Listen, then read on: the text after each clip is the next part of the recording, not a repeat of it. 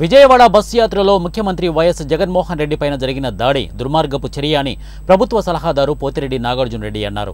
ముఖ్యమంత్రి జగన్మోహన్ రెడ్డికి సిద్ధం సభలు విజయవంతమైన తర్వాత బస్సు యాత్రలో ప్రజలు అపూర్వ స్వాగతం పలుకుతూ జనసముద్రాన్ని తలపిస్తూ వైఎస్ఆర్సీపీ పార్టీ మళ్లీ రెండవసారి అధికారంలోకి వస్తుందని తెలిసి ముఖ్యమంత్రి వైఎస్ జగన్మోహన్ రెడ్డిపై హత్యాయత్నం జరిగిందని, కొద్దిలో ప్రమాదం తప్పిందని, కంటికి పైభాగంలో బలంగా రాయితో షూట్ చేయడం జరిగిందని, అదే కంటి భాగంలో గానీ లేక కడత భాగంలో కానీ తగిలి ఉంటే ప్రాణానికి హాని జరిగి ఉండేదని, ఇది ఉద్దేశపూర్వకంగానే చేసిన పని అని, దేవుని దయవల్ల ప్రజలు ఆశీస్సులు ఉన్నందునే జగనన్న మళ్ళీ మనకు దక్కారని, లేకుంటే ఘోరం జరిగిపోయి ఉండేదని, మళ్ళీ ఇటువంటి ప్రమాదాలు రాకుండా ప్రభుత్వం ఎలక్షన్ కమిషన్ గట్టి భద్రత ఏర్పాట్లు చేయాలని, జెడ్+ భద్రత కల్పించాలని అన్నారు. ఎవరన్నా చేసుకుంటారా?